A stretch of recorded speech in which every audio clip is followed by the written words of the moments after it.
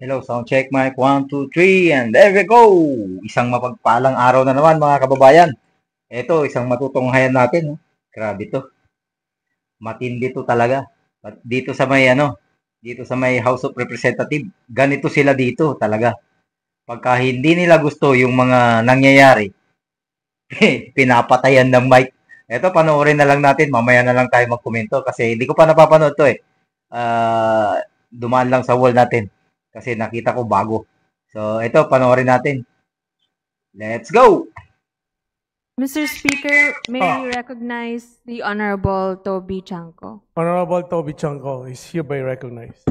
Yes, Mr. Speaker, but before I speak, I think the Honorable Barsaga is standing up. So if he will have any manifestations, I will yield the floor to him. Majority Leader. Mr. Speaker, may we recognize Honorable Kiko Barzaga. Honorable Kiko Barsaga is hereby recognized. Okay, testing. Good. I wholeheartedly accept the decision of the committee, but I maintain my stance that President Marcos must be held accountable for his crimes. Too many people have died and too much money was plundered from the Filipino people for us to stand down now. Whatever punishment may fall upon me and others who stand against this president who has lost his constitutional mandate of serving the Mr. people Speaker, is inconsequential point of in order. relation to the amounts of lives Mr. Speaker, and point of futures order. that will be saved when Majority President Leader. Marcos leaves Malacanang. It took the deaths and imprisonment Point of Majority order, Leader. Mr. hundreds Speaker. of thousands to bring Marcos Sr. to Point of justice. order, Mr. Speaker. My punishment is only the beginning of our fight against the Mr. Speaker, may we recognize Chairman Abalos even for the point of order. thank you, my dear colleagues. Mr. Speaker, point of order. Honorable JC Barsaga is need. JC Mr. Abalos is hereby Speaker, recognized. Mr. Speaker, may I be recognized? The respondent has already spoken. He has said that he has accepted the imposed penalty under the committee report. Therefore, I reiterate the motion to consider the adoption of the committee report and call the roll of members for nominal voting. Mr. Speaker, I just yielded to the Honorable Barsaga. The floor is mine. But Mr. Speaker, I have a point of order. Majority Leader. Okay.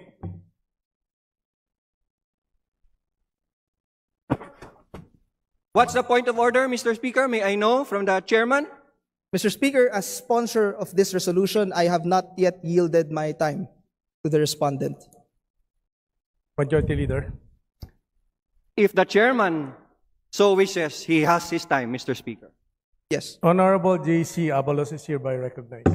Mr. Speaker, I would like to point out that as sponsor of this resolution, it is my time regarding this measure that we are deliberating right now. I would also like to put on record, Mr. Speaker, that the respondent has been given an opportunity to explain his defense at the proper forum, and we have accorded him that, Mr. Speaker.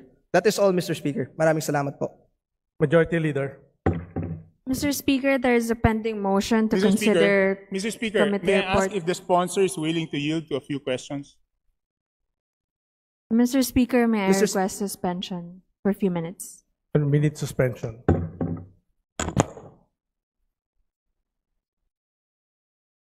Roll of members for nominal voting for adoption of the committee report. There's a motion to adopt the finding. Speaker, the Honorable Sponsor was willing to yield to a few questions. Mr. Speaker, there's already a motion, and pursuant to our rules, Rule 121, the period of voting can no longer be interrupted by any motion or issue. Mr. Speaker, the voting hasn't started yet, Mr. Speaker. Mr. Speaker, I do not hear the chairman yielding to any more questions. So After the 27 pages of the committee report, Mr. Speaker, Honorable Chanco, let's allow the members to decide on a question of discipline whether they agree to the committee report. If they agree, they will vote yes. If they do not agree, they will vote no. So let's hear the members and call the roll of members. Mr. Speaker, can we know from the chairman if he's willing to yield to a few questions or not? No? No? Not willing to yield to questions? Mr. Speaker, I reiterate my motion to call the roll of members for nominal voting immediately. The Secretary General is hereby directed to call the roll of members for nominal voting. No more interruptions. Roll call of members on the adoption of the findings and recommendations contained in Committee Report Number 28 on Committee Case Number SC-20 2025-03 on the matter of Representative Francisco Kiko A. Barzaga, 4th District of Cavite. Si Congressman Barzaga.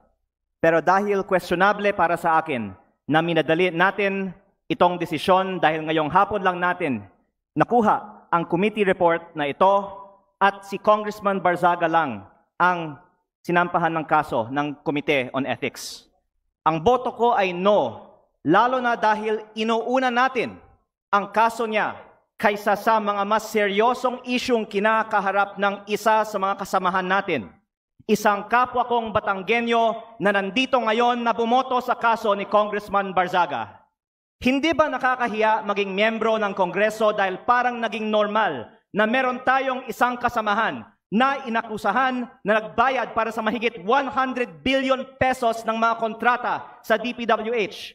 Para bang tinatanggap natin na normal lang magkaroon ng kasamahan na iniugnay sa pagnanakaw ng bilyong-bilyong piso na hindi iniimbestigahan na ng Committee on Ethics, Public Works o Infracom, samantalang inuunan natin ang kaso ni Congressman Barzaga, habang hindi man lang natin pinaglalaanan ng masusing atensyon ang mas mabigat na aligasyon, lumalabas na parang okay lang magnakaw sa Kongreso. Nakatala na sa kasaysayan na sa gitna ng matinding kontrobersiya sa korupsyon, ito ang inuna ng Kongreso at parang lang walang mali sa ginagawa ng isa sa ating kasamahan at tayo mismo ay ngayon sumisira sa imahe ng Kongreso. Mahiya naman tayo. Majority Leader. Mr. Speaker, I'd like to recognize the Honorable Marcoleta for his explanation of his vote. Honorable Marcoleta is hereby recognized.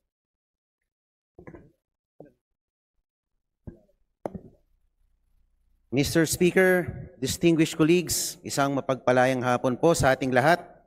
I rise to place on record this manifestation of support for Honorable Francisco Kiko Barzaga and to express my strong opposition to any move seeking his suspension from this august chamber.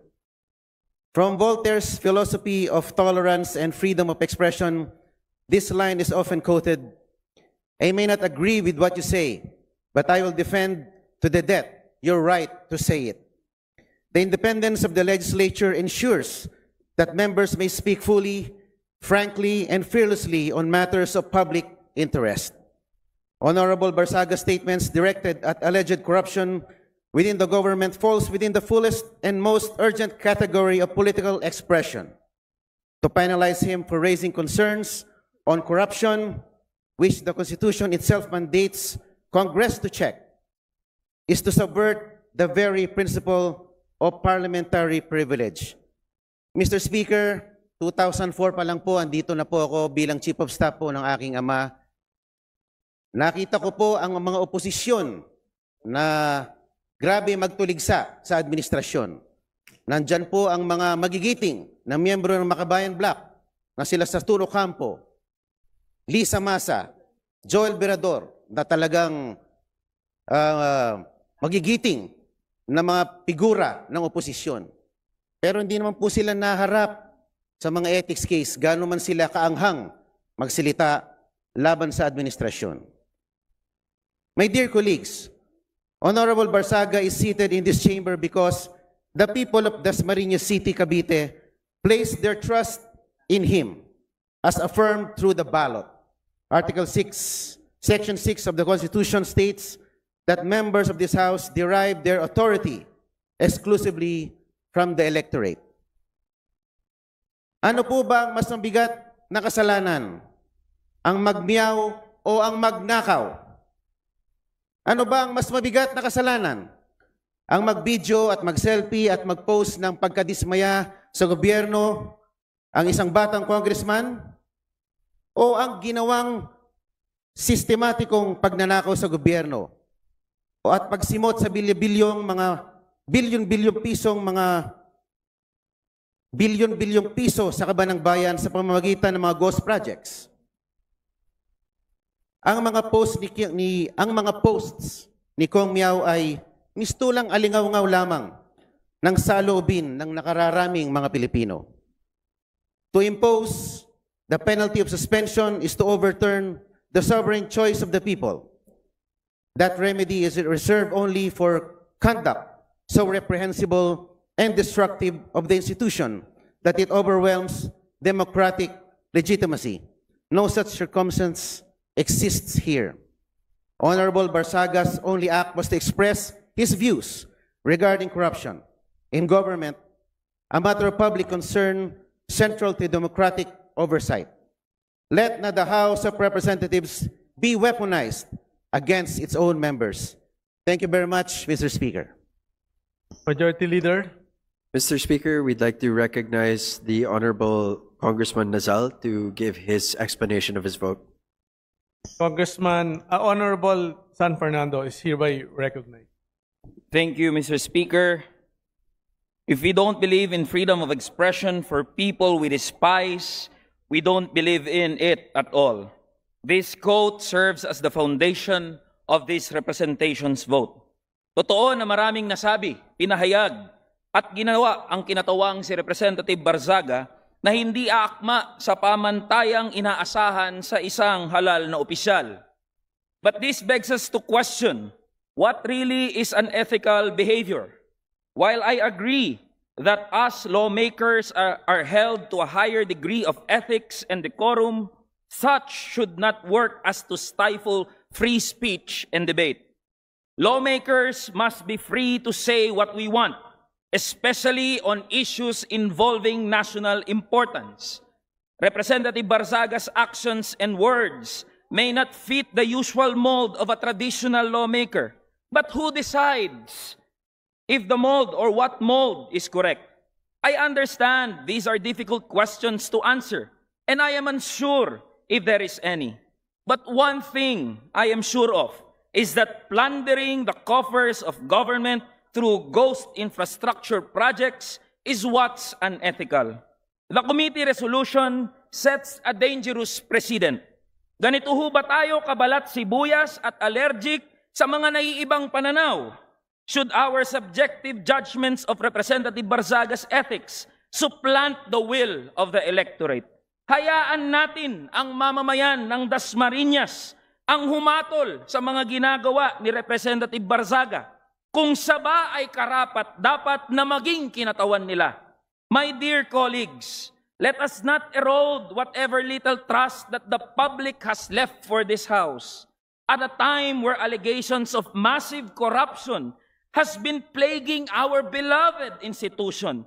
It is callousness to sanction one of its most vocal critics, however eccentric, uncouth, or unpalatable his mode of delivery may be.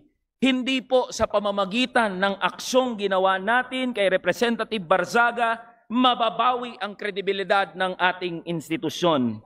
What we need is to bring the public's trust back in this House, and this representation firmly believe that this move will not help us to move in that direction. Yun lang ho, Mr. Speaker. Marami hong salamat. Majority Leader. Ayan po yung naganap kanina. Sandali wala akong video. Okay. So, yun po ang naganap kanina na pangyayari. Nakita nyo naman po kung paano nila pinatayan ng mic yung isang representative na si Congressman Kiko Barzaga, meow. Tapos, hindi pa naman nangyayari yung yung botohan dyan. Kasi, ipinapakita lang talaga nila na talaga, paano mag-gain? Paano may babalik yung tiwala ng taong bayan sa inyo? Wala na, sa totoo lang, wala nang tiwala ang taong bayan dyan sa House of Representatives na yan. Sa mga ginawa nyo noon, hanggang ngayon, talagang nakaukit na sa inyo dyan sa House of Representatives. Yung mga kabalintunaan dyan. Nakita nyo naman, nagsasalita tapos papatayan nyo ng mic. Bakit? Porque ba hindi nyo nagugustuhan yung kanyang sinasabi? So, parang hindi akma, di ba? Parang nakakabastos, kumbaga.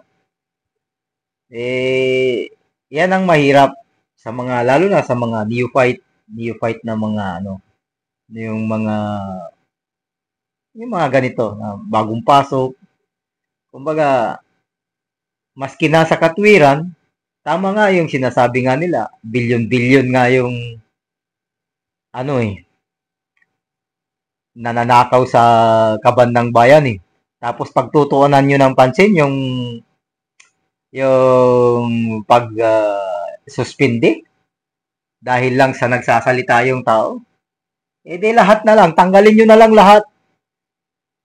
Kaya yung another, kuha na naman to, political prosecution na nangyayari. Kaya kung gusto nyo mabalik yung tiwala ng taong bayan sa inyo, gumawa kayo ng tama. Ganun lang yun. Unahin nyo yung mga kasamahan nyo dyan na involved, pinangalanan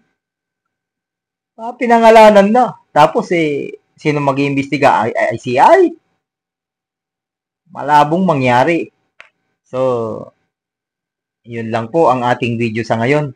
At sana pagkakalam ko, nasuspindi na eh. Pero yan, may mga bago ka salita, bago ka ng vote mo, kailangan mo magpaliwanag kung bakit. Iisa yung mga sinasabi nila. Yung mga malalakas nga dyan na mga dati. Naalala natin yung mga nandyan sa opposition noong panahon ng President Rodrigo Roa Duterte. Mas grabe pa. Ito, nagsasabi lang ng totoo. Yung mga yun, puro mga kasinungalingan pa pero pinapabayaan lang sila ni President Duterte dati. Ngayon, matindi. So, wala na tayong hintayin na lang na talaga yata natin ang 2028. So, okay lang. Okay lang, wala naman. Kaya pa namang magtiis. Kaya pa naman siguro ng mga kababayan natin na na magpasko ng 500 pesos yung budget.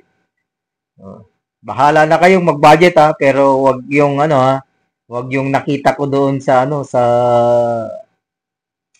Facebook na binigyan siya ng 500 pang Noche Buena. Ang ginawa niya, nagnakaw. Isang buong plastic yung dala. So, ganito na lang mga kababayan. At ito po ang inyong lingkod, Expat Update. At kung hindi pa kayo nakaka-subscribe, andyan lang po ang subscribe button. At pakiclick na rin yung notification bell para lagi kayong updated sa ating mga videos. Maraming salamat. Syukran. Assalamualaikum warahmatullahi wabarakatuh.